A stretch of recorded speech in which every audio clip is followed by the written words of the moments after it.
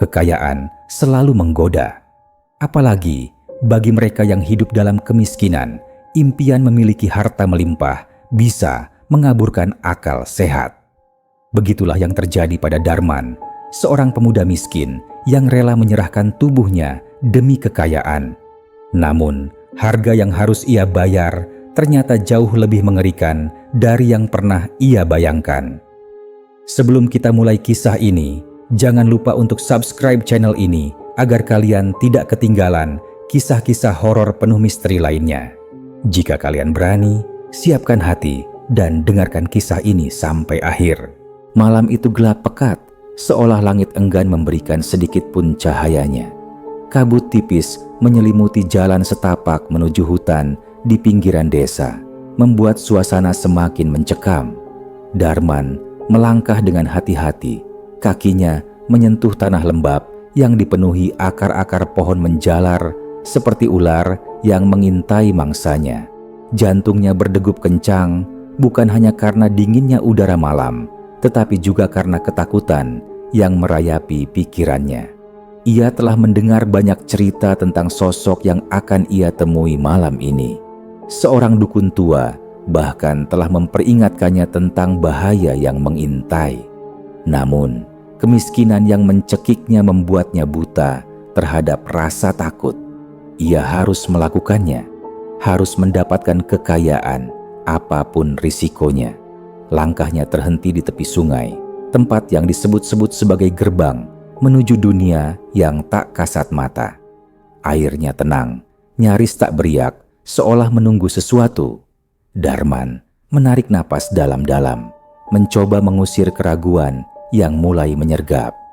Tidak ada jalan kembali, bisiknya kepada diri sendiri. Dengan tangan gemetar, ia merogoh kantong bajunya dan mengeluarkan sebutir telur hitam yang diberikan oleh dukun desa. Letakkan di tepi sungai, lalu panggil namanya.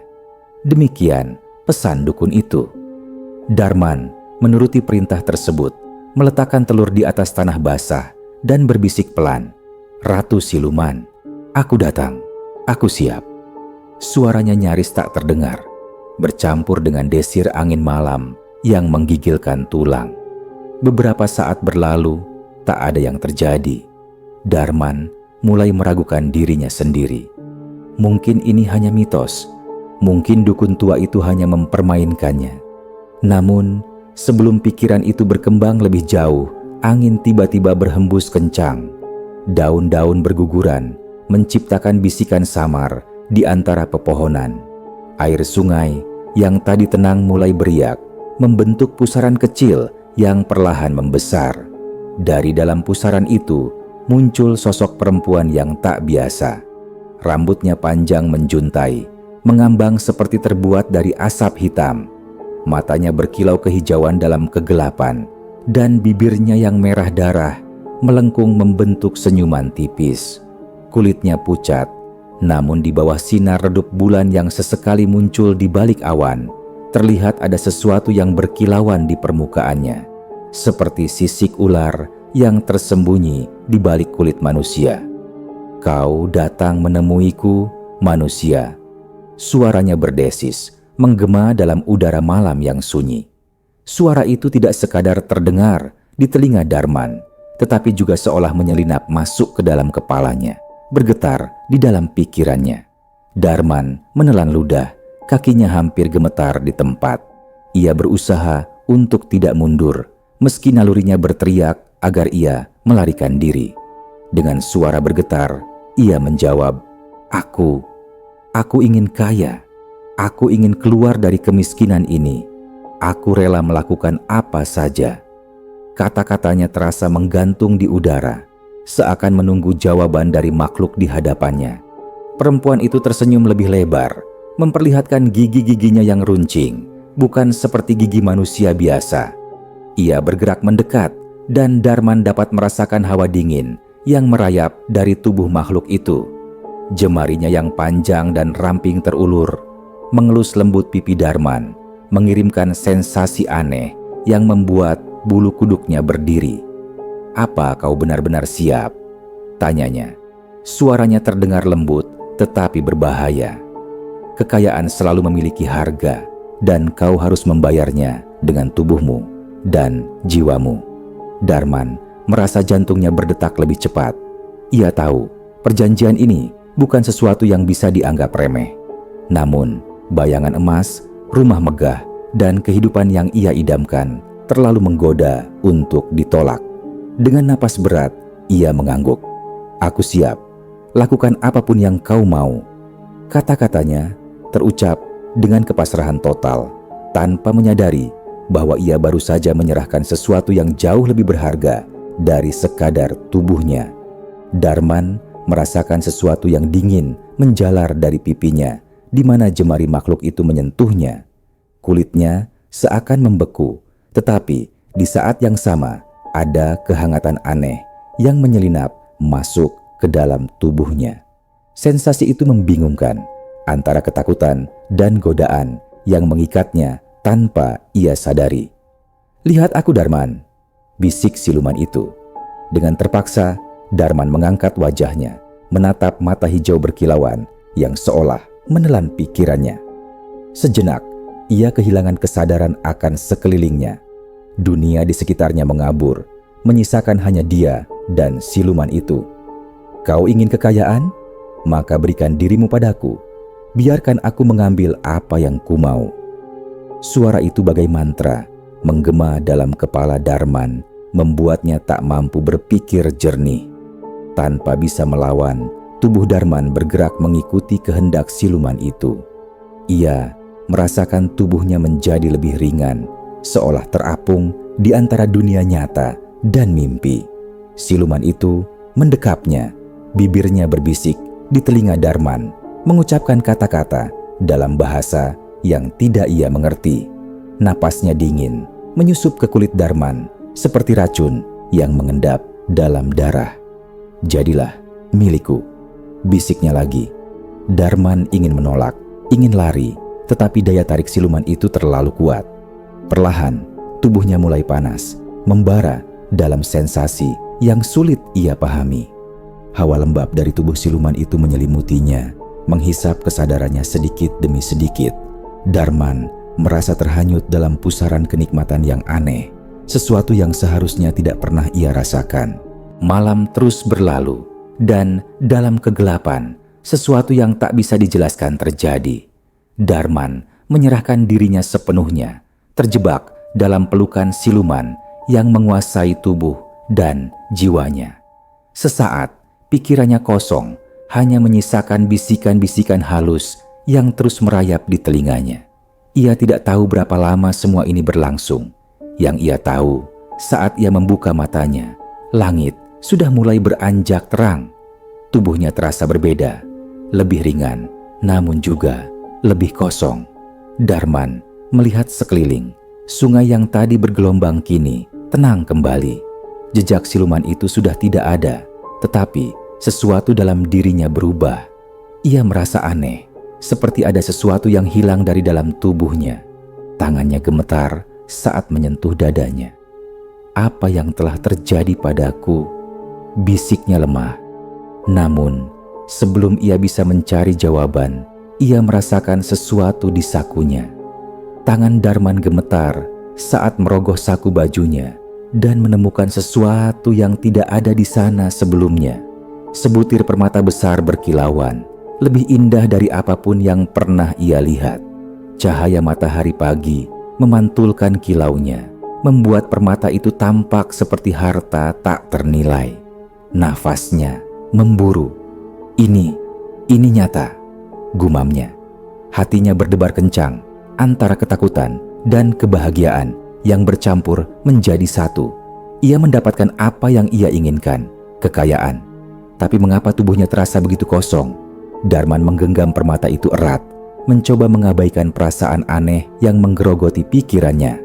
Ia berpikir, mungkin ini hanya efek dari kejadian tadi malam. Yang terpenting sekarang, ia punya apa yang ia inginkan. Dengan langkah tertatih, Darman meninggalkan tepi sungai. Kakinya lemas, tetapi ia memaksa dirinya untuk terus berjalan kembali ke desanya. Setiap langkah yang ia ambil terasa seperti beban yang semakin berat. Namun, bayangan tentang kehidupan mewah yang kini ada dalam genggamannya membuatnya terus melangkah. Setibanya di rumahnya yang reot, ia langsung menyimpan permata itu di tempat aman. Senyum tipis tersungging di wajahnya. Ini baru permulaan, gumamnya. Ia tidak sadar bahwa sesuatu telah berubah dalam dirinya, bahwa perjanjian yang ia buat bukan hanya tentang kekayaan, tetapi tentang sesuatu yang lebih gelap, lebih dalam, dan lebih mengerikan dari yang bisa ia bayangkan. Hari-hari berlalu dan perubahan dalam diri Darman semakin terasa. Tubuhnya memang sehat, lebih kuat dari sebelumnya, tetapi setiap kali ia bercermin, ada sesuatu yang mengganggu.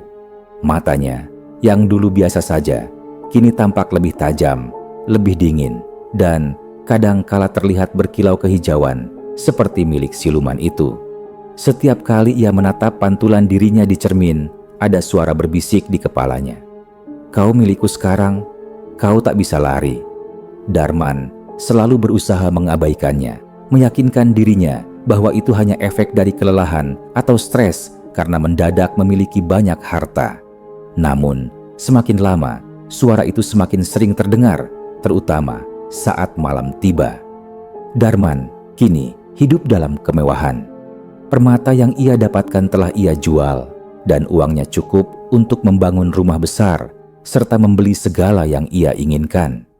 Para tetangga yang dulu meremehkannya kini memandangnya dengan penuh hormat dan iri. Namun, ada satu hal yang mengusiknya. Setiap malam, ia terbangun dengan tubuh basah oleh keringat dingin. Mimpi-mimpi aneh menghantuinya. Dalam mimpinya, ia kembali ke sungai, di mana siluman ular itu memanggilnya.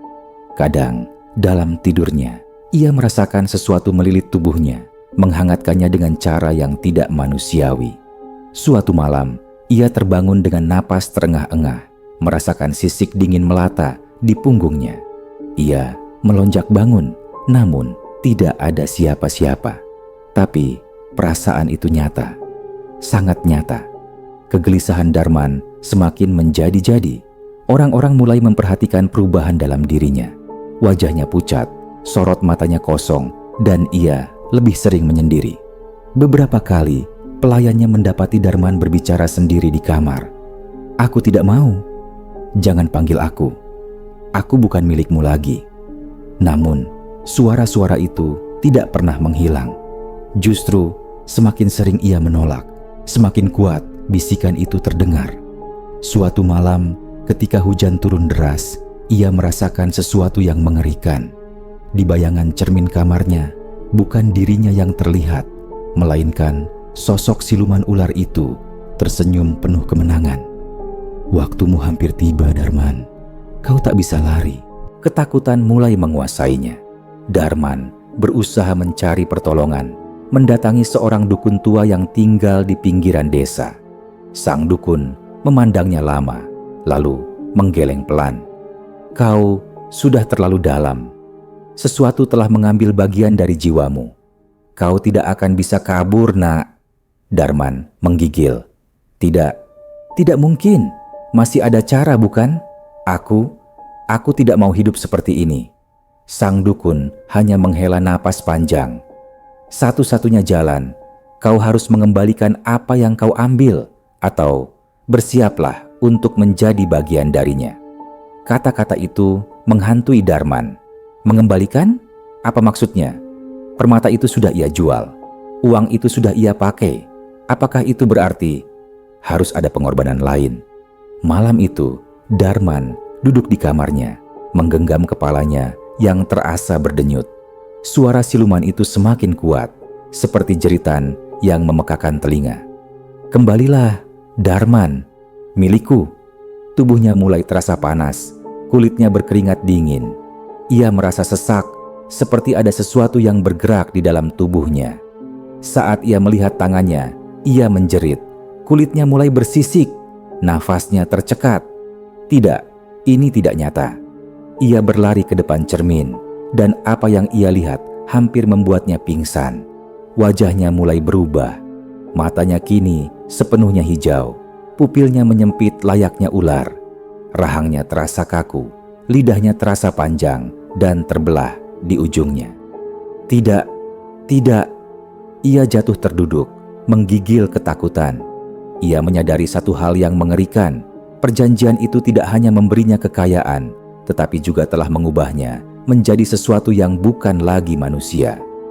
Darman merasakan tubuhnya semakin panas, seolah terbakar dari dalam. Ia terjatuh di lantai, menggeliat kesakitan. Sementara itu, suara-suara dari dunia lain bergema di kepalanya, berbisik penuh hasrat dan kepemilikan. Kau telah berjanji, Darman. Saatnya memenuhi bagianmu. Sisik di tubuhnya semakin jelas, menjalar dari leher hingga ke dada dan lengannya. Rasa nyeri yang luar biasa membuatnya meraung, mencakar lantai dengan kuku yang kini mulai memanjang dan menajam. Tidak, aku tidak mau, teriaknya, tetapi tubuhnya seakan bukan lagi miliknya. Perlahan, ia bisa merasakan tulang-tulangnya meregang, beradaptasi dengan sesuatu yang lebih dari manusia. Di tengah penderitaan itu, ia mendengar suara familiar dari luar kamarnya. Suara ibunya. Darman, nak, ada apa? Buka pintunya. Suara itu membuatnya tersentak. Dengan sisa tenaga, ia menyeret tubuhnya ke pintu, tetapi ketika tangannya hampir mencapai pegangan, sesuatu menghentikannya. Kau tidak bisa lari. Kau adalah milikku. Bisik suara itu lagi. Kepalanya mendongak, dan dari bayangan di cermin, ia melihat sesuatu yang mengerikan. Wajahnya sendiri telah berubah setengah reptil, dan lidahnya terjulur seperti ular lapar. Ibunya terus mengetuk. Darman, nak, buka pintunya. Kenapa kau mengunci diri? Darman menggigit bibirnya sendiri, mencoba menahan raungan kesakitan yang nyaris keluar. Jika ibunya melihatnya sekarang, tidak, ia tak bisa membiarkan itu terjadi. Dengan gemetar, ia beringsut mundur, menjauh dari pintu. Bayangan di cermin kini semakin besar, semakin nyata, dan perlahan sosok siluman ular itu muncul di belakangnya. Serahkan dirimu, terimalah takdirmu. Darman menutup matanya rapat-rapat, mengguncang kepalanya. Tidak, aku bukan milikmu, aku manusia, teriaknya. Tetapi semakin ia menolak, semakin kuat cengkeraman itu. Tiba-tiba pintu kamar terbuka dengan keras. Ibunya masuk, terkejut melihat keadaan kamar yang berantakan. Ya Tuhan, Darman. Matanya mencari-cari sosok anaknya, tetapi ia menemukan sesuatu yang lebih mengerikan. Di sudut ruangan, Darman meringkuk, tubuhnya setengah bersisik, dan matanya kini benar-benar seperti reptil. Ibunya menjerit. Apa yang terjadi padamu, nak? Tangisnya pecah, tetapi Darman tidak lagi bisa berbicara. Lidahnya kini hanya bisa berdesis. Tubuhnya terus berubah. Siluman ular itu tertawa dalam pikirannya. Sekarang kau milikku sepenuhnya. Dengan sisa kesadaran terakhirnya, Darman mengulurkan tangannya ke arah ibunya, berusaha mengucapkan sesuatu. Ibu, tolong, aku. Tapi kata-kata itu tak pernah keluar dengan jelas. Hanya suara desisan panjang yang terdengar. Ibunya menutup mulutnya dengan kedua tangan. Tubuhnya menggigil ketakutan. Lalu, dalam satu kedipan mata, tubuh Darman menghilang. Ia telah sepenuhnya berubah. Di tempatnya, hanya ada seekor ular besar dengan sisik hijau berkilauan, menatap ibunya dengan mata yang dulu adalah mata anaknya. Air mata mengalir di wajah wanita tua itu saat ia jatuh terduduk. Darman, apa yang sudah kau lakukan? Bisiknya. Dan di dalam kegelapan kamar itu hanya terdengar suara desisan panjang sebelum semuanya menjadi sunyi. Itulah kisah tragis Darman, seorang pemuda yang mengorbankan segalanya demi kekayaan, hanya untuk kehilangan sesuatu yang jauh lebih berharga, jiwanya. Jangan biarkan keserakahan mengendalikan hidup kita, karena selalu ada harga yang harus dibayar. Jangan lupa subscribe channel ini agar tidak ketinggalan kisah horor lainnya. Sampai jumpa di kisah berikutnya. Jika kau masih berani mendengarkannya,